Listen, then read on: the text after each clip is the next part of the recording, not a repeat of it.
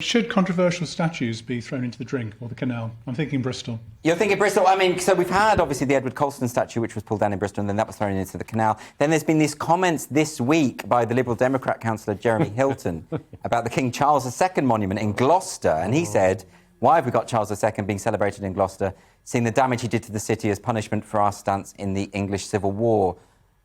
And he actually said we should chuck it in the canal. Now, the thing is, the Civil War was a while ago. I walked past Parliament the other day. There's a big statue of Oliver Cromwell there. I mean, that man murdered a lot of my ancestors at Drogheda. I haven't quite got over it. I think we should tear it down. I consider it like a personal insult. What do you think?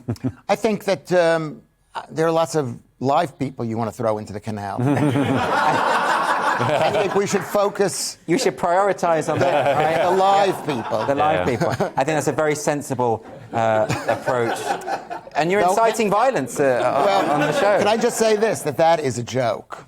I'm going to preface everything that Lewis says tonight with a joke, right? And therefore we're covered now, so you can say whatever you want within reason. OK. What do you think we should chuck statues in the canal? King Charles II? No, I saw the statue online, and the statue's a disaster. It was pulled apart right before the war and put back together since then, and it needs a makeover. So aesthetically? Yes, they should. I mean, it could use a bit of rouge and some lip gloss, but other than that, and that's true of a lot of people in this audience, but other than that, I don't think, they shouldn't. No, don't destroy things. You know, coming from an LGBT past, you know, the activism that people that I knew in San Francisco in the 80s who are all dead, and they died trying to get their history noticed, would not want one bit of their history thrown into a closet or a canal. That's the distinction, isn't it? It's the difference between alerting people to history and trying to pretend it didn't happen. To be honest, some people that want those statues torn down, like that politician, I think, my community doesn't have the privilege of having that done, and he thinks that his does. I think that he's coming from a slightly entitled background where he thinks we know this, we need to get rid of it because we figured it out for ourselves. But a lot of people don't know it. To be fair, let's give him his due. He has given us the following. This is Jeremy Hilton, has given us the following statement.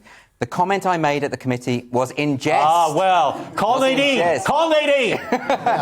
My considered view is the statue of King Charles II is poor quality public art. Well, that I agree with. Well, that's Scott's point. Over the years, it has corroded and crumbled to the extent that the facial features are non-existent. It should remain in place, but the council should not spend a penny on it. OK, well, there we go. So maybe he was joking all along. It's a joke. But that said, there are plenty of activists out there who do want to tear down all of the statues. Not all of the statues. Remember, there are no Venn diagrams anymore.